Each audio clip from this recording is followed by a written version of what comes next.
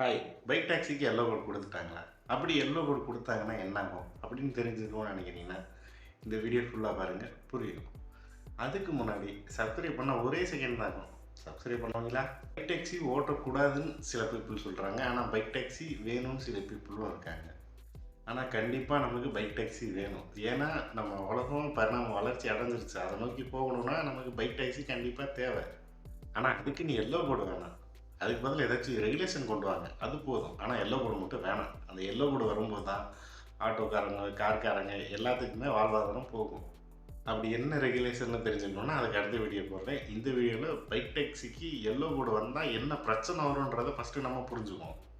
சரி, இப்போ பைக் டாக்ஸிக்கு எல்லோ போர்டு கொடுத்தாச்சு, அடுத்து என்ன நடக்கும்? ஆனால் உண்மையாக ஆட்டோக்காரங்க, கார்காரங்களோட வாழ்வாதாரம் அப்போ தான் ரொம்ப பாதிக்கும்.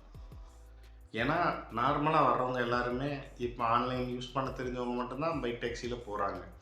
இன்னும் 100க்கு ஒரு 50% மக்களுக்கு பைக் டாக்ஸின்னு ஒன்று இருக்கதே தெரியாது. அப்படின்றப்ப நம்ம ஒரு பைக்குக்கு எல்லோ போர்டு போட்டாங்க அப்படின்னா, நம்ம பஸ் ஸ்டாண்டை சுற்றி அத்தனை பைக்குகளும் சாதாரணமாக நிற்கும்போது வர்றவங்க ஃபஸ்ட்டு பார்ப்பாங்க, என்ன இந்த பைக்குக்கு மட்டும் நம்பர் போர்டு எல்லோ கலரில் இருக்குது, ஒருவேளை எதுவும் டாக்ஸியோ, ஒருவேளை பைக்கில் டாக்ஸி ஆரம்பிச்சிட்டாங்களோ அப்படின்ற மாதிரி ஒரு ரெகுலேஷனுக்கு வரும்.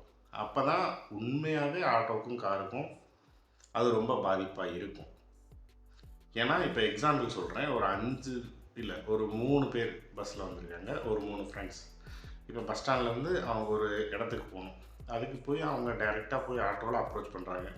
ஆனால் இங்கேருந்து அங்கே போகணும், எவ்வளோ ஆகுன்றாங்க. அதுக்கு அவங்க ஒரு அமௌண்ட் சொல்கிறாங்க. இந்த பக்கம் திரும்பி பார்த்தா அதே இடத்துல ஒரு 3 பைக் வரிசை கலரில் எல்லோ போர்டு போட்டு நிற்கிது. அப்போ வந்து நேராக பைக்கில் வந்து கேட்பாங்க, ஆனால் இங்கேருந்து அங்கே போகணும், ஒரு பைக்குக்கு எவ்வளோ ஆகும்பாங்க. அது 3 பைக்குக்கு ஒரு அமௌண்ட் வரும். அதையும் கால்குலேஷன் பண்ணும்போது பைக்கில் போகிறது அஃபோர்டபுளாக இருந்துச்சுன்னா அப்போ பைக்கில் போயிடுவாங்க. அது ஃபஸ்ட்டு வந்து ஆட்டோவுக்கு ரொம்ப பாதிப்பாக இருக்கும். ரெண்டாவது வந்து இந்த இப்போதைக்கு ஆன்லைன் எல்லாமே, பைக் டாக்ஸி எல்லாமே ஆன்லைன் மூலியமாக தான் போகுது. டைரெக்டாக யாரையும் பிக்கப் பண்ணிட்டு போகக்கூடாதுன்ற ஒரு ரூல்ஸும் இருக்குது. அதுவும் நாளைக்கு பிரேக் ஆச்சுன்னா அப்பையும் ஆட்டோவோட வாழ்நிலை பாதிக்க ஆரம்பிக்கும். ஆனால் இப்போ வரைக்கும் பைக் டாக்ஸின்றது ஒரு ஆள் போகக்கூடிய வாகனம். ஆட்டோவில் 3 பேர் போகணும். இங்கே ஒரு ஆள் போகிறதுனால மட்டும்தான் இங்கே பைக் டாக்ஸி இருக்குது. ஏன்னா ஒரு ஆள்னால அவ்வளோ அஃபோர்டும் பண்ண முடியாது. அதே மாதிரி நிறைய பேரோட வாழ்வாதாரம் இப்போ பைக் டாக்ஸியில் அதில் வாழ்கிறவங்களும் நிறைய பேர் இருக்காங்க, அதனால பயனடைகிறவங்களும் நிறைய பேர் இருக்காங்கன்றனால தான் இப்போதைக்கு பைக் டாக்ஸிக்கு கவர்மெண்ட் சைடு எந்த ஒரு பாதிப்பும் இன்னும் வரல. நம்ம உலகன்றது ஒரு பரிணாம வளர்ச்சி அடையுதுங்கும் போது சில விஷயத்தை நம்ம ஏற்றுக்கிட்டு தான் ஆகணுன்ற இடத்துல இருக்குது. ஆனால் அதுக்காக ரெகுலேஷன் மட்டும் தான் கொண்டு வர முடியலையே தவிர, ஆனால் அது கண்டிப்பாக நமக்கு தேவை. ஏன் நம்மளையே நிறைய பேர் ஆட்டோ ஓட்டுறவங்களும் ஆட்டோ ஃபேமிலியில் இருக்கவங்களும் எத்தனையோ பேர் இந்த பைக் டாக்ஸி யூஸ் பண்ணியிருக்காங்க. உங்கள் மனசாட்சியை தொட்டு சொல்லுங்கள், நீங்கள் பைக் டாக்ஸி எவ்வளோ தடவை யூஸ் பண்ணியிருக்கீங்க, அதனால் பயனடைஞ்சிங்களா இல்லையான்னு. அதே மாதிரி தான் மக்களாகிய எல்லாருமே ஒவ்வொரு ஆளும் ஒவ்வொரு இடத்துல ஏதோ ஒரு பலன் இருக்கனால தான் அது இன்னும் பாதிக்காமல் அப்படியே இருக்குது.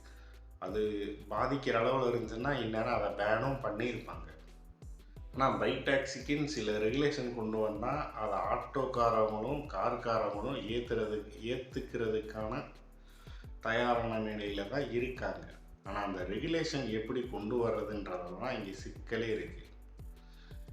சேனலை சப்ஸ்கிரைப் பண்ணி வச்சுக்கோங்க. அடுத்த வீடியோவில் அந்த ரெகுலேஷன் என்ன பண்ணணும், இந்த ரெகுலேஷன் கொண்டு வர்றதுனால என்னெல்லாம் நடக்கும், இந்த ட்ரிங்க்ஸ் பண்ணுறதுக்காக ஓட்டுறவங்க, இந்த பெண்களுக்காக ஓட்டுறவங்க, இந்த அஃபேர் வச்சுக்கணுன்றதுக்காக ஓட்டுறவங்களெல்லாம் தடுத்தாலே இந்த பைக் டாக்ஸியோட ரெகுலேஷன் அடுத்த லெவலுக்கு போகும். அதனால் சப்ஸ்கிரைப் பண்ணி வச்சுக்கோங்க. அடுத்த வீடியோவில் இது எப்படி ரெகுலேஷனாக கொண்டு வரலான்றதை வீடியோவில் சொல்கிறேன்.